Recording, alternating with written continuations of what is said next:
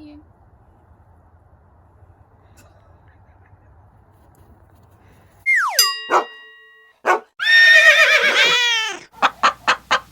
Hey guys, in today's video, I'm going to show you how we hook up our dog Bettis to his wheelchair.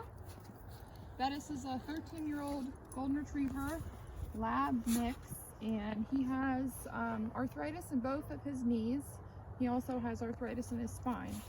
So we picked up this wheelchair for him, how long ago? 2 years. So we got the chair with the intent to take weight off of his hind end. So I think it's important for people to realize that you don't necessarily have to get a wheelchair only for paralyzed dogs. It works really well, and it's really beneficial for dogs with just arthritis in their back legs. You can adjust the chair so that it just takes a little bit of weight off of their back legs. You don't actually have to use the stirrup attachments to lift their back legs completely off. So we'll get them hooked up.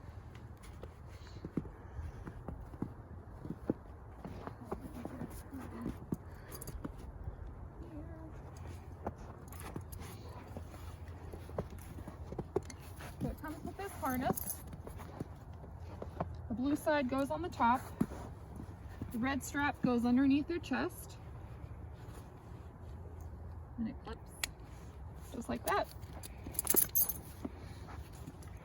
We'll take the chair, we'll place it behind him.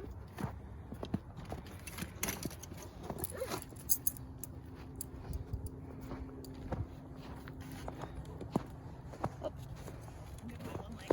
There we go. And we lift it up. Step over, buddy. Step over. There you go. Okay, and then the two side rails clip into the harness, just like that. Okay. So if you're going to use this wheelchair, this is the Walkin Wheels Dog Wheelchair. Some things to consider when you're setting it up. You want to make sure that these side rails are parallel to the ground.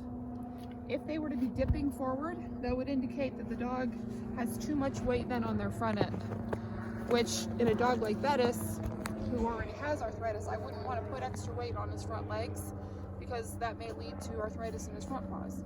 So side rail parallel to the ground. Where the wheel attaches, you want to make sure that this right here is at the level of their hip. So right where the femur inserts into the hip socket, that should line up. You want to have about 2 to 3 inches of space. Can you come up here and like look down? Like pointing down here. So see where his hips are. You want about 2 to 3 inches of space on each side of the chair so that he has a little freedom of movement. These side rails here can adjust forward and backwards. They should line up with his front legs or his shoulder on each side.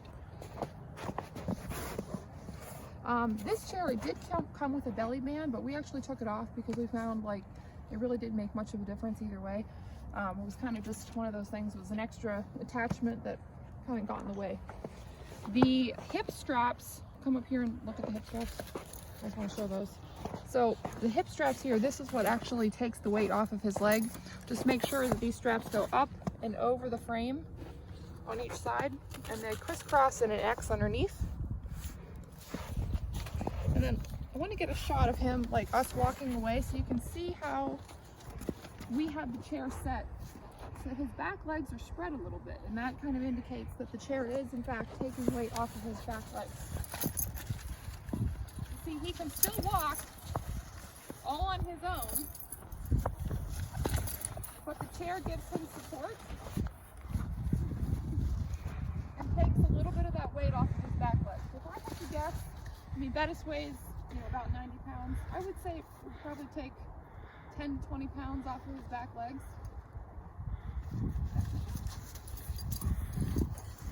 And one of the nice things we've noticed is over the 2 years that we've had this chair for him, he's been able to build up a lot more muscle in his back legs. Like before we had the chair, he really wasn't walking much, so he actually had atrophied quite a bit.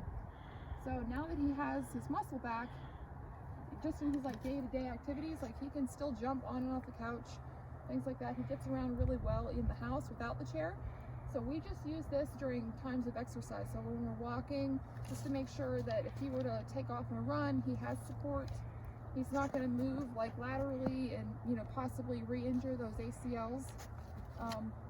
So, you know, it's a chance for him to have some supported exercise, unweighted exercise to keep him healthy and fit. I did want to show this really quick. Let's walk around to the other side of the truck.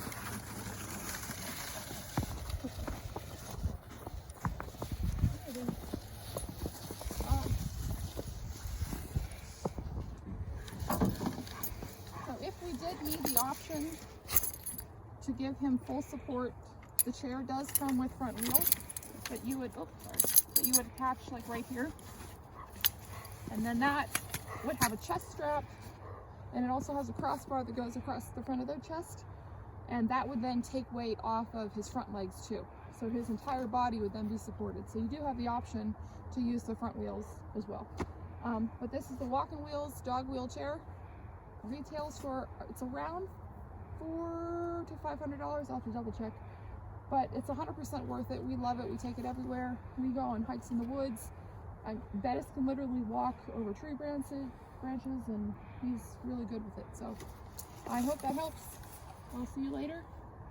Say bye, Bettis.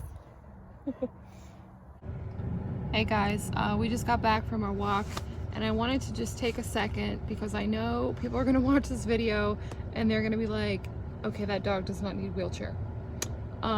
Trust me, he does. 2 years ago, if you would have seen him walk, it would have broken your heart because he was tracking so narrow behind, like his hind legs. He was basically walking on a tightrope because he was so sore.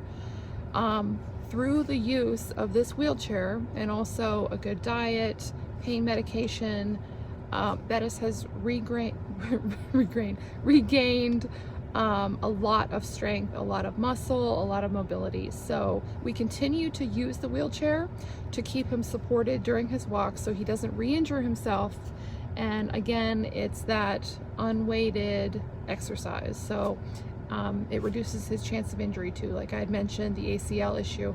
If he were to dart off to the side, being that he's already torn his ACLs, there's, you know, a really good chance he could re-injure himself pretty quickly. So it's a safety thing for us. So please understand, I know he looks really good now, and it's because we've done these things, so we're going to continue to do them. So just wanted to clarify that.